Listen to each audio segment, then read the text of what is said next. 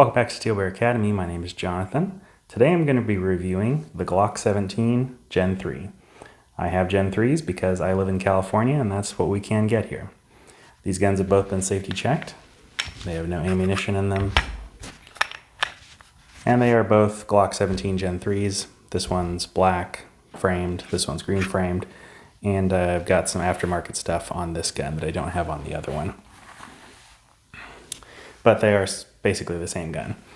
And I want this review to be not only of these guns, but also of why I choose to recommend these of all the guns that we have on the roster as the best guns for somebody who's brand new to guns. So this is going to be specific to California, but it's also going to be representative of these guns as a review for the rest of the country and the rest of the people who watch these videos, that anybody who could get a Gen 3, this is going to be applied to all those. When I come at this from a trainer, I have a couple goals for why I recommend these guns. These are by far my most recommended gun for a brand new gun owner in California. And gun owners who are brand new have a few things that they have a few goals. Number one is they want to have something to defend themselves with, meaning they need to get a powerful enough caliber. So these are both 9mm. They need to learn to use it safely. That's really the most important thing, I'd say. And they need to know how to use this gun. And these guns are very simple, which is going to add to why I recommend them. They need a gun that is easy enough to shoot, that they can use it with little experience, but also challenging enough that they can grow with it. This is part of the reason I don't recommend a 22 as a very first gun. They are great to shoot as your very first gun, but in terms of owning them, I think you outgrow them way too fast. They need a gun that fits them, and by fit I mean the gun is appropriate for their hand size, meaning they can reach the trigger and they can reach the controls. They want to make sure that this gun is not too heavy, so that it's not too heavy so that they can hold it at the firing position comfortably for a long period of time. You want to make sure that they can afford the gun.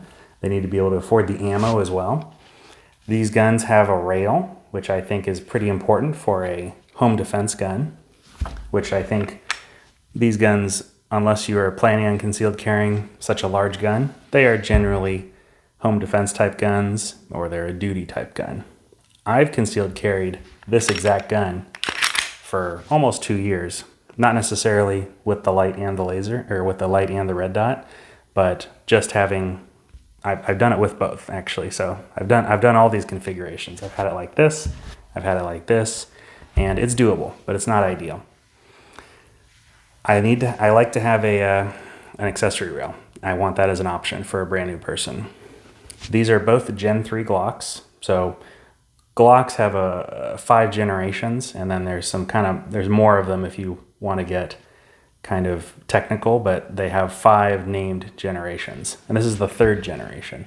The 3rd generation is most identifiable by the finger grooves, this type of magazine release, where it's like a square, and the accessory rail. So those are really the characteristics that are easily identifiable to find the Gen 3s.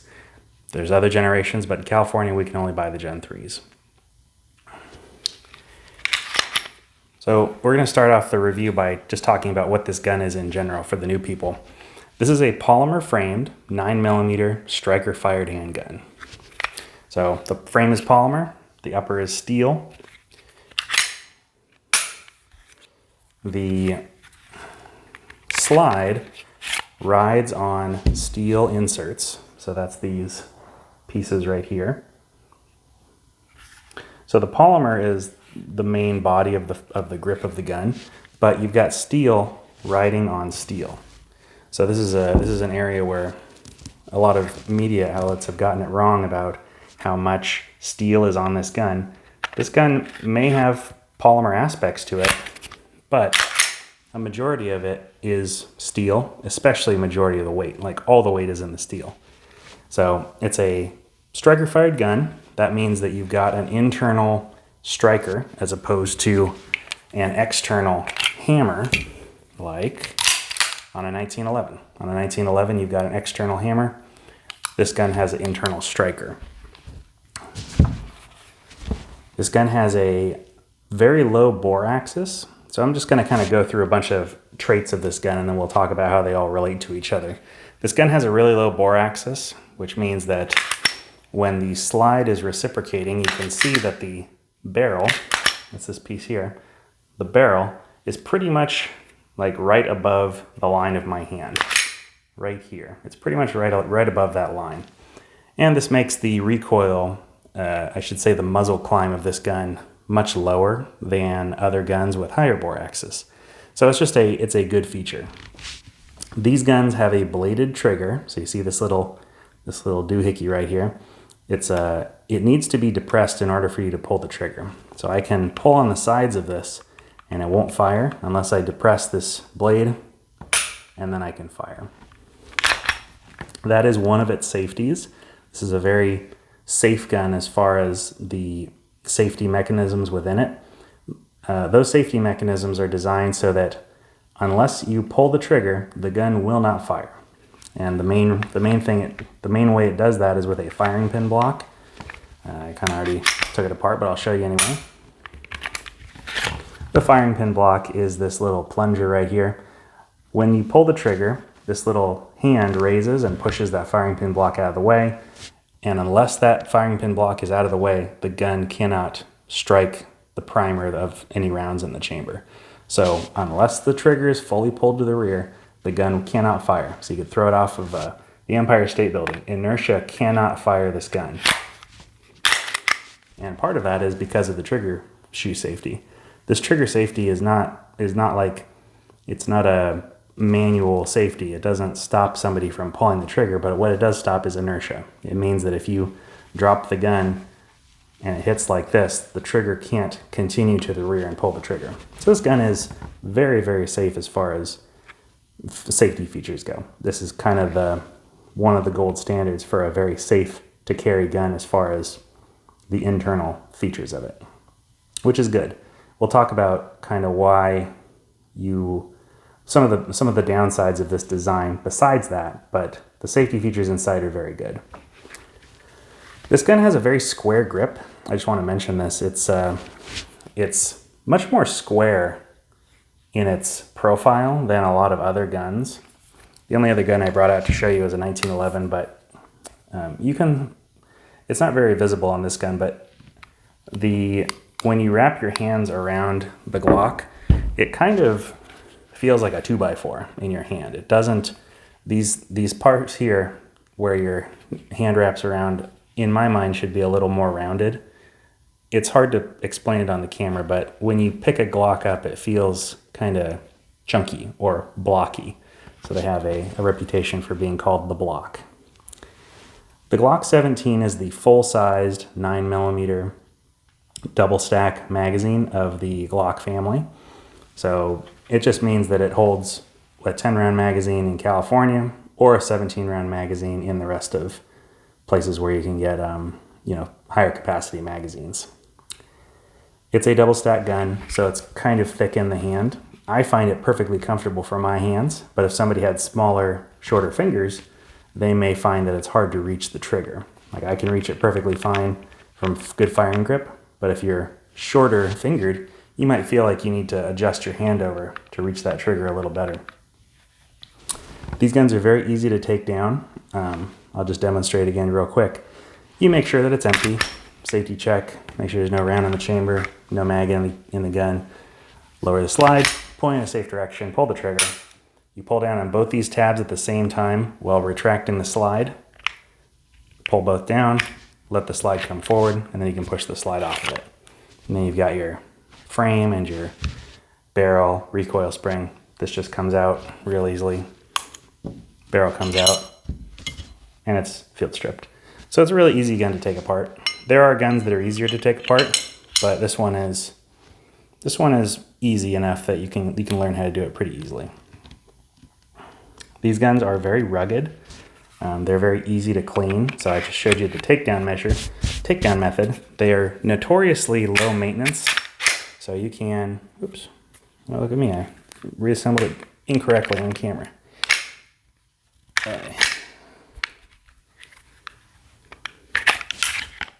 Gotta make sure that your slide is on the rail. How embarrassing. So, you know, you can disassemble it incorrectly. You gotta make sure that you get your slide onto the rails. I wasn't paying as much attention as I should have. It's not a slight against the gun, I was just rushing. They're very rugged, they're very easy to clean, very easy to maintain. You just need a little bit of oil on those rails and to make sure that the interior and exterior of the barrel has some oil on it. And even then, you could neglect it and it'd still run perfectly fine. These guns are uber reliable as far as making sure they work all the time. There's a couple other options for sizes of Glocks. This is the Glock 17, that's the full size, that's the kind of largest size. The 19 is the slightly smaller size, which is by far the most commonly recommended gun for brand new people. It's just a little bit shorter in the slide length, so it's a little shorter. And then the grip is a little bit shorter. The 19 still gives a full grip, but this piece right here is abbreviated, so you don't have as much material sticking out the bottom of your hand. This is truly a full grip. The 19 is like a full grip, just barely, the minimum to meet a full grip. The reason I recommend the 17 over the 19, part of the reason, is because there's a few reasons. One, this gun is like the most reliable version of the Glock you can buy, the 9mm full size. The reliability for a Glock is really high, assuming that you grip it correctly. So if you grip it real nice and strong with a nice firm wrist so that your gun is not drooping here, but is instead has good resistance from moving up and down, this gun is uber reliable, super reliable. However, if you limp wrist it at all, which newer people are the ones who tend to do this, they may not hold the gun as tightly with their wrists locked as the more experienced people do. And when they do, the Glock is prone to malfunctions as far as stovepiping and, you know, failure to extract and things like that. It has trouble cycling correctly, like all semi-autos could do. However, the 17 is the most forgivable of that. I think I've seen a 17 jam, but I've seen the 19 jam way more often, and then the 26 even a little bit more often than the 19. So the 17 is the most reliable as far as limp wristing goes, which again, for somebody who is experienced, it doesn't matter. But for somebody who's inexperienced, the 17 is the most forgiving of poor locked wrist grip techniques, let's say.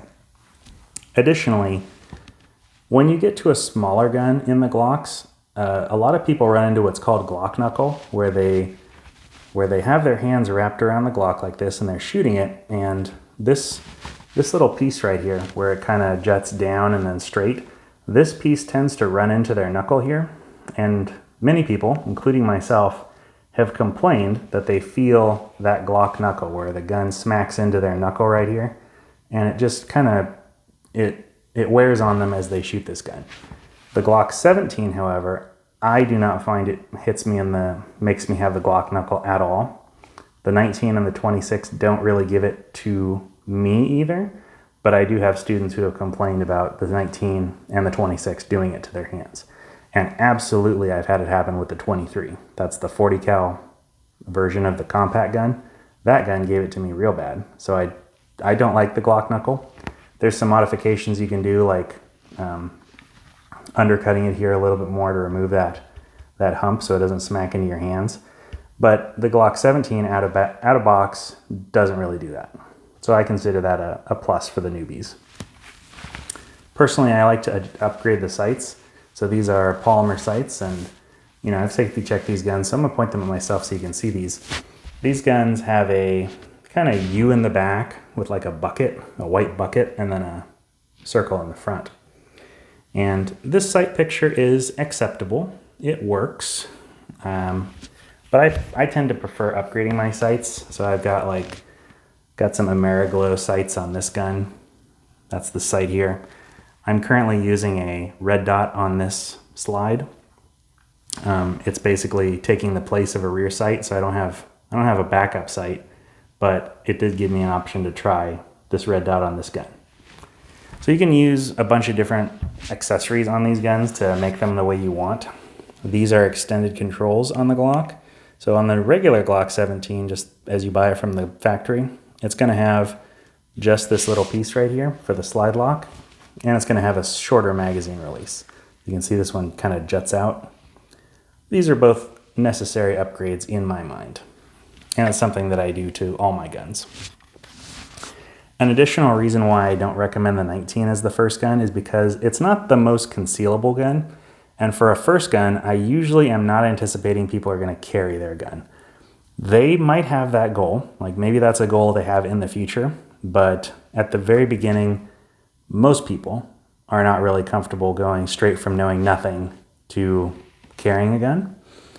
But if they are, then I'm certainly, I certainly encourage them if they're doing it safely. But as far as most people are just planning on having this as like a home defense type gun. So that's another reason why I don't pick the 19. The 17 does everything that the 19 does better. Every single thing except for concealability. That's the only thing the 19 does better. One other thing, maybe for some people, the finger grooves on a Gen 3 19 might feel better where they line up on their hands. That's another thing that is slightly different on 19 Gen 3s.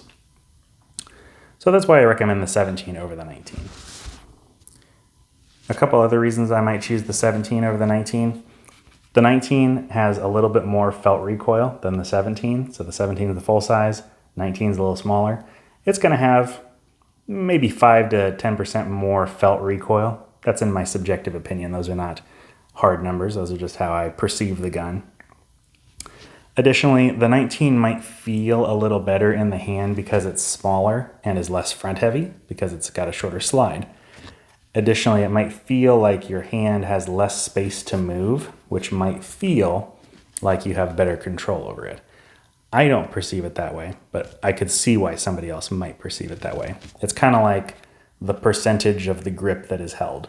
You have a little bit of extra grip here that the 19 has like 0 leftover grip. This one might feel like you have a little bit leftover grip, and that might feel like you're not maximizing your grip, if you could think of it that way. As far as shootability goes, I would give these a 7.5 out of 10. I consider them very pleasant to shoot. For a 9mm this light, it's very pleasant to shoot.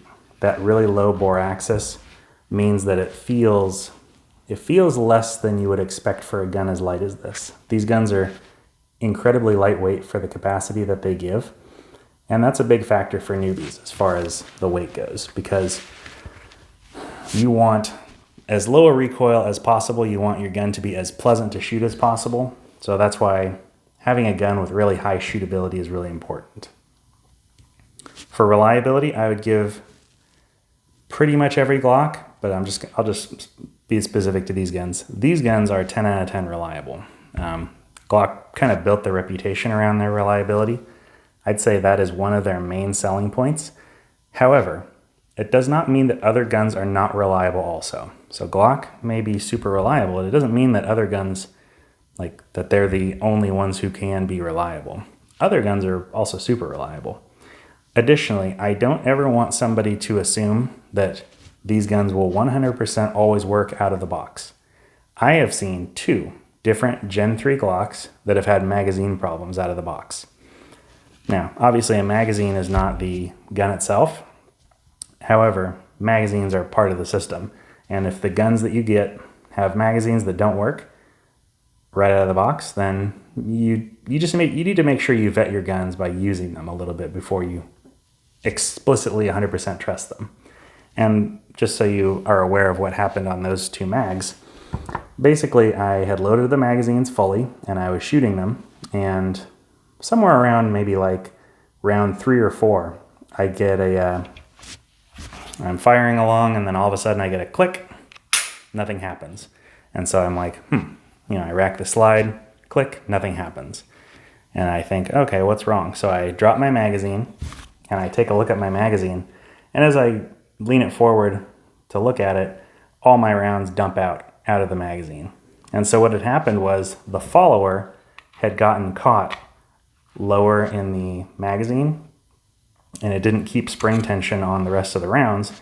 And so as soon as I moved it forward, all those rounds just fell out through gravity, out through the front of the feeding lips. And that happened one time on both those magazines with two different guns. So I just want to point out that even though I gave them a 10 out of 10 reliability, they can have problems. So don't think that just because they get a 10 out of 10 does not mean that they're perfect. They can have problems. As I mentioned already, the Glock 17 is more reliable than the 19 or the 26 if you don't have a strong grip. Those two are more susceptible to limp wristing than the 17. For ease of learning, I would give this an 8 out of 10. It's a very simple battery of arms. So battery of arms basically means like how the things that you need to do to make the gun work. It's really simple. You take your magazine, you shove it in the gun, you rack the slide one time, and the gun is ready to fire. There's nothing else to be done or to change about how you do it. When you want to drop your mag, you push this button. When you want to lock the slide open, you interact with this to lock it open. Or if you slam it down, it will release the slide. Either way, it's really simple. There's no manual safeties like a 1911, which has a slightly more complicated battery of arms. You slam your mag in, you chamber around. You would then put it on safe, and you would carry the gun cocked and locked like this. You've also got a grip safety here, which you have to make sure is completely depressed in order to fire the gun. And so it's just a little more complicated than the Glock. The Glock is super simple, which is a plus for people who are new, because you don't want to have to try to learn additional things. Like the 1911 is a great gun, but you have to learn additional stuff. You have to remember to use your manual safety. It is critical to be able to use the manual safety on this gun. There's no way around having to learn to do that. Whereas the Glock, you don't have to, because there is no manual safety. It's a far simpler gun. And there are advantages and disadvantages to why you'd want a safety. But overall, I would say it's better to have the simpler gun, so long as you can keep your finger outside the trigger guard. And that's an important fact that is often overlooked.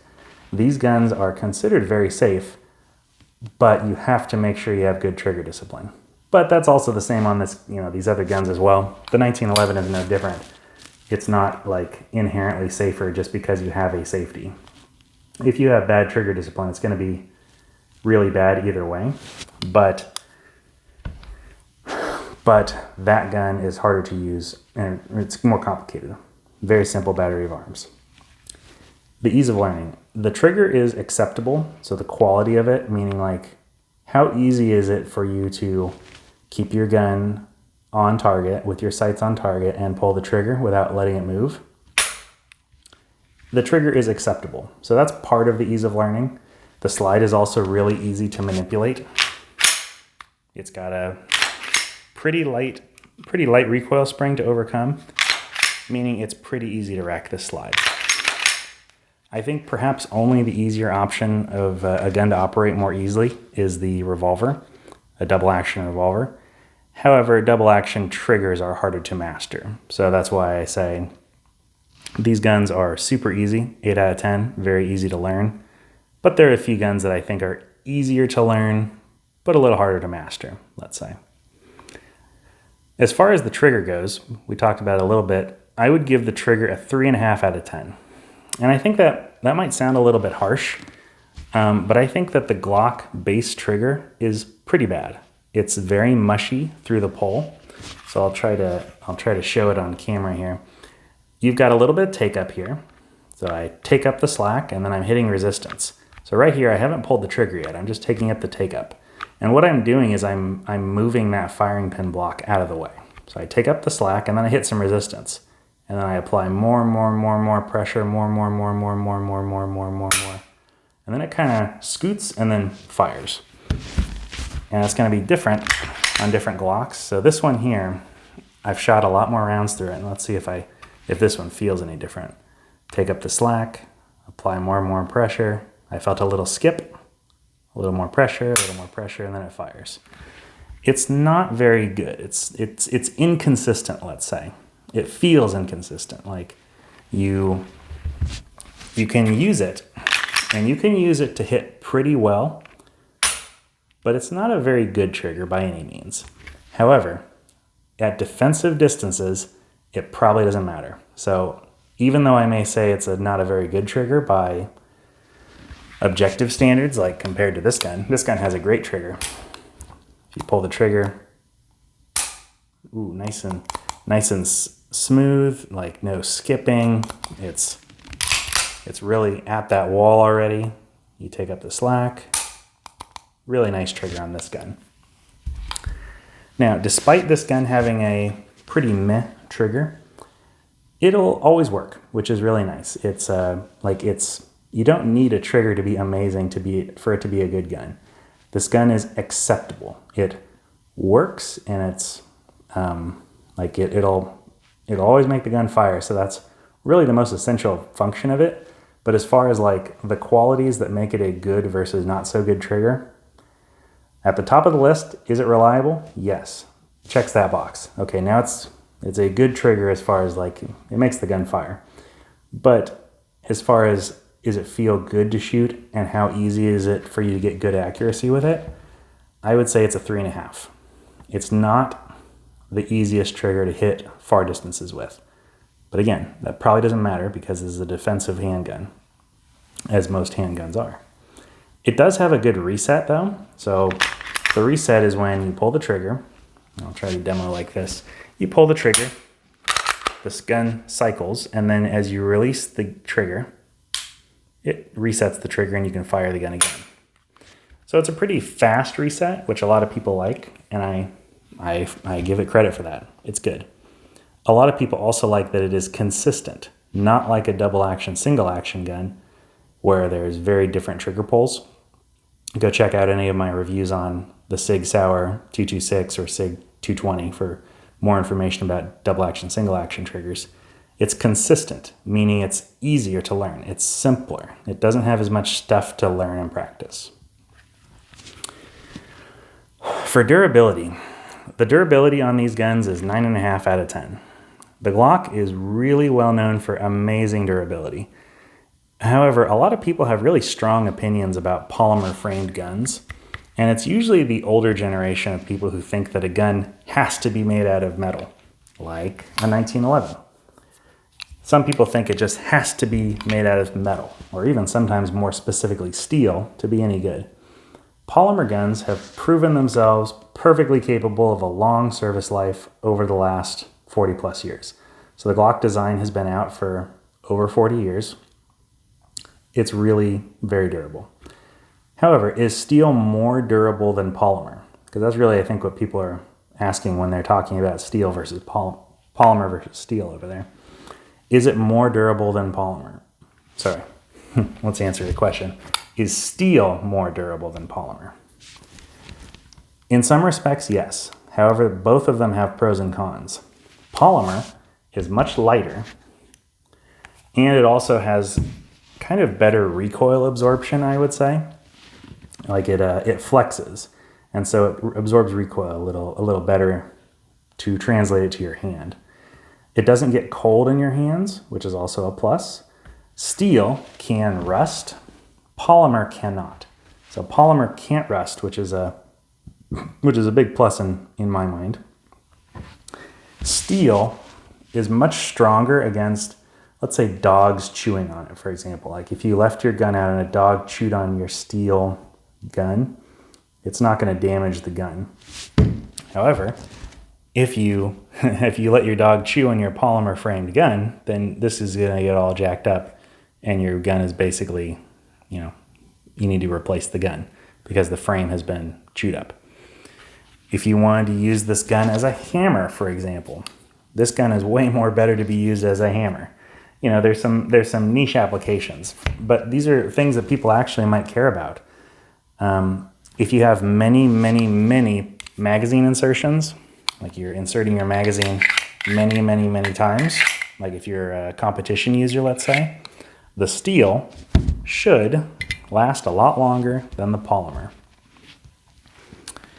However, there will always be pros and cons, and I think the polymer framed gun gives exceptional performance while being lower priced and with durability that far exceeds most people's needs. So I guess in my mind, the question is how durable do you need your gun? Like how long does a steel framed gun last compared to a polymer framed gun?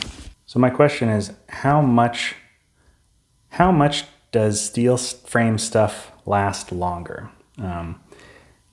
Something breaking on your gun that stops your gun from working can occur at any point. However, it's pretty rare before, let's say, 5,000 rounds. And even then, I don't think that 5,000 rounds is a time bomb. I'm just giving you an example. It's pretty rare for something to break on a gun before 5,000 rounds. Additionally, the frame is really unlikely the thing that's going to break. It could be a small component inside, like maybe a trigger return spring or something else, something that is kind of, it's not the main body of the gun. It's some smaller part inside the gun. Those can break. However, a barrel, like the barrel, has a really long lifespan, but that's more specific to the caliber and the guns. The frame wearing out will be like tens of thousands of rounds down the road. There's this guy named Chuck Taylor who's a really famous gun writer who, most famously, I'd say, as far as things I know him for, he got a Glock 17 Gen 2 to 100,000 rounds without a single internal parts breakage. The mags were replaced. So mags are a different component. Those were replaced, but not the gun itself. And that test continued beyond that, but with a cursory glance, a cursory image, a cursory search online, I couldn't find what the final round count was from his testing. So when we're talking about 100,000 rounds without a single breakage, that's way more than like most people ever shoot guns in their entire lifetime through one gun. So it's really unlikely that the rounds count of these guns are going to, like, your round count is not going to exceed the capacity of how long these guns are going to last, regardless if you had polymer framed or the steel framed, which, I think that a 9mm 1911 is going to last forever as far as the frame goes. So the durability on these, it's a 9.5 out of 10. The only thing that could make it more durable is that if somehow the polymer was so strong that it couldn't be easily dented or easily morphed, I guess. Like, it's not the most durable thickness of material, but as far as like things that your gun would actually endure during a normal lifespan of it, this gun can endure what most people throw at it.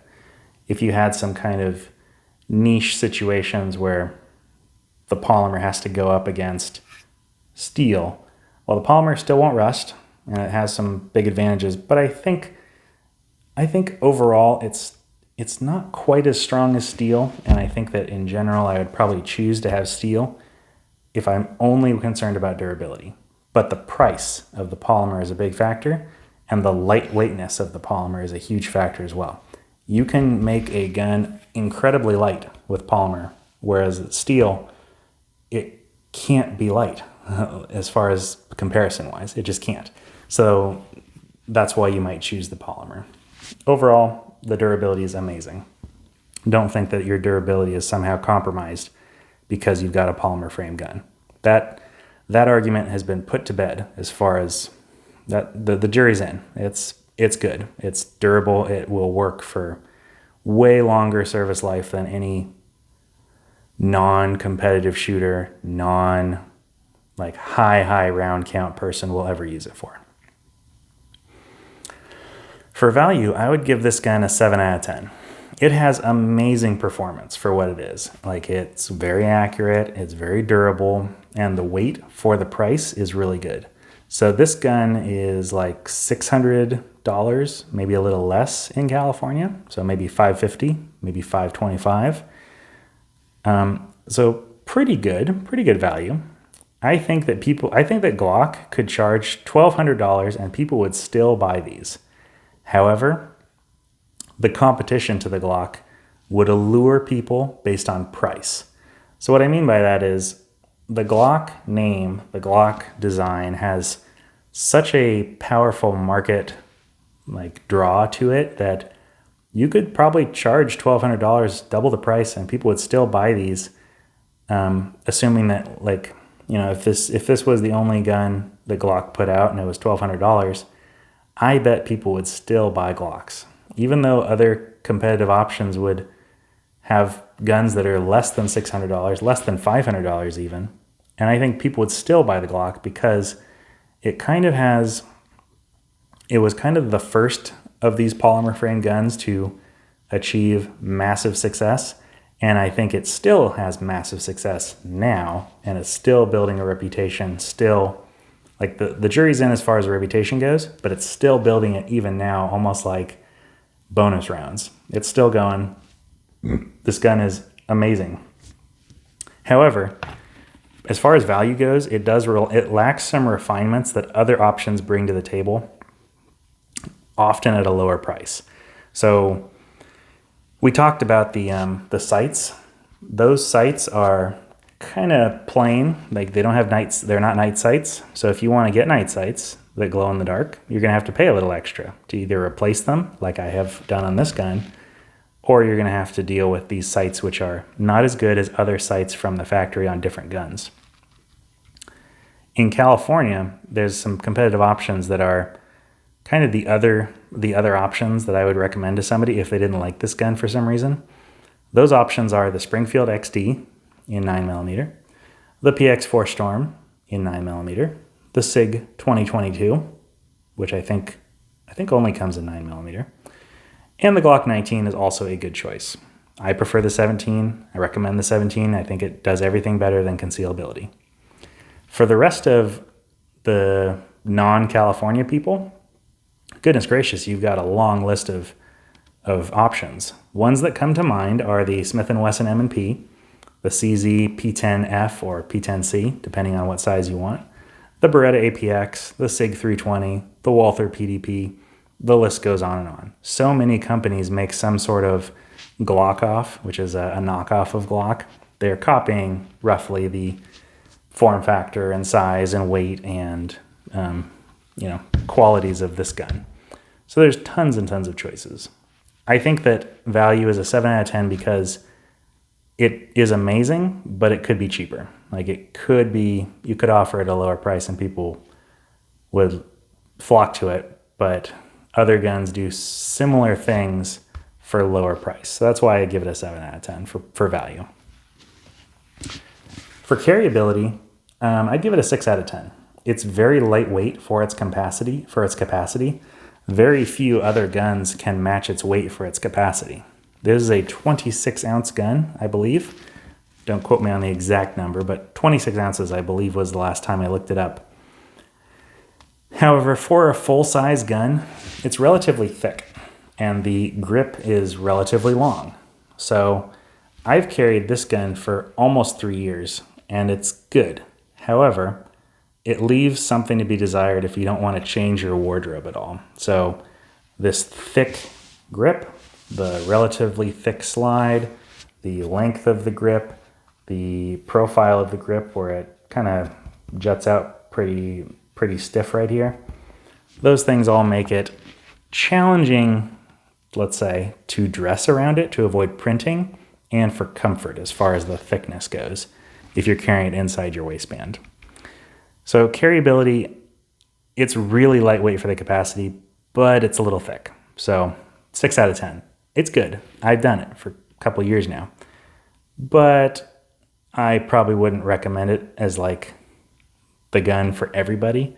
I'm a pretty large guy, so I have enough real estate of body to hide it pretty well, but not for everybody. So I want to give some conclusions about these guns, and let's trade out for this one. I've been playing with the green one for a lot here. This is a TLR1 HL, by the way. This is a light that I recommend to all my students. I like it more than the Streamlight Sorry, more than the Surefire, personally, because of the flip paddle switch. And this is a Burris Fastfire 3, which is a red dot. Let's see if you can see it. It might come up on camera. It's just it's a red dot. You've probably seen a red dot before. This is an experiment for whether I wanted to try mounting a red dot in a better way on this gun. Maybe. There'll be a discussion for another time. Why do I recommend this gun for everybody? It's not perfect. However, for newbies, a striker-fired gun with or without a safety is not the safest. How a revolver would be much safer. It's pretty easy to pull the trigger on this gun, whether on accident or on purpose. So your good trigger discipline is an absolute must on this gun, as it is with any gun.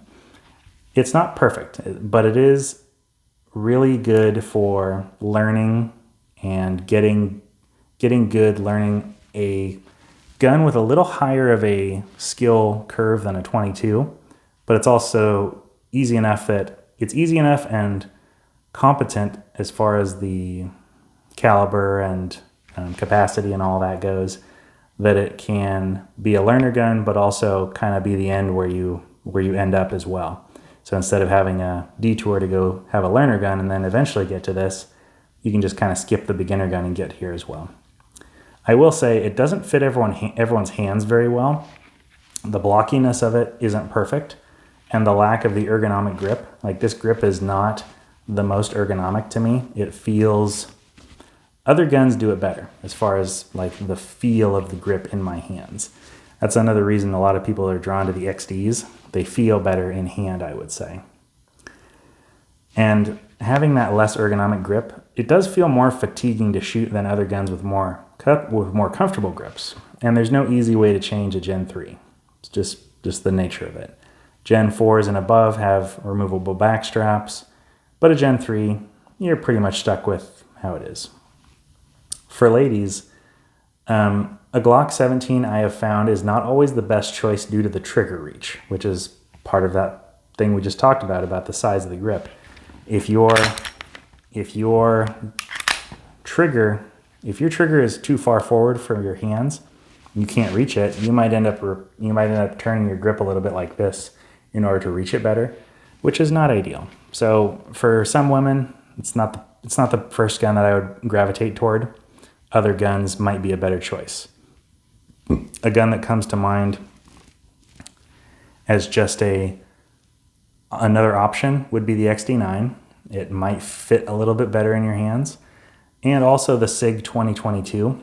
That gun also might fit better in your hands, assuming that you're shooting in single action. So that's a DASA gun. It's a different animal, but that might be also another gun to look at.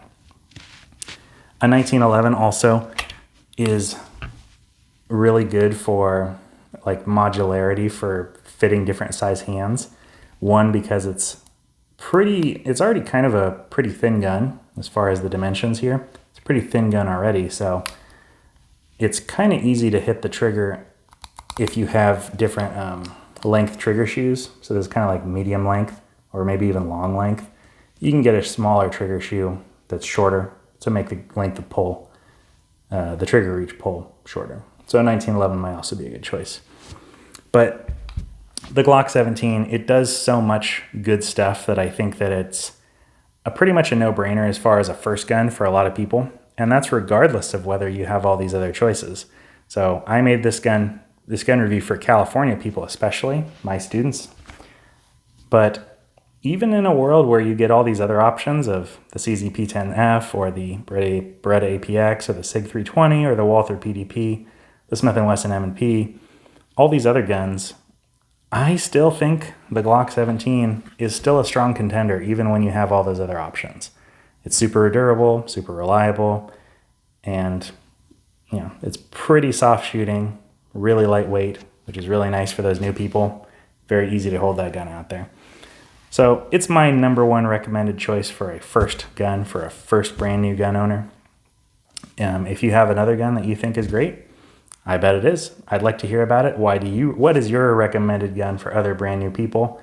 Or if you're somebody who picked the Glock 17, was it the right gun for you? Did you discover some other gun was a better choice? Maybe you have some other suggestions for California as the first gun. I think these are great guns, and I've got 3 of them. This is my carry gun. Well, not my carry gun anymore. I have a different gun now, but this was my carry gun for quite a long time. This is a kind of replacement / fun one because it's green, and I wanted the green one. What can I say? And then I've got a Glock 17 that is just the trainer gun that I use with all my students. These guns have all been super reliable. I've got 3 of them. If that isn't a good endorsement, I've got 3 of them, and they're all basically the same gun. So if you're looking for a brand new gun and you're looking for the first gun for you, I'd recommend these ones. Thank you very much for listening. Talk to you next time. Bye-bye.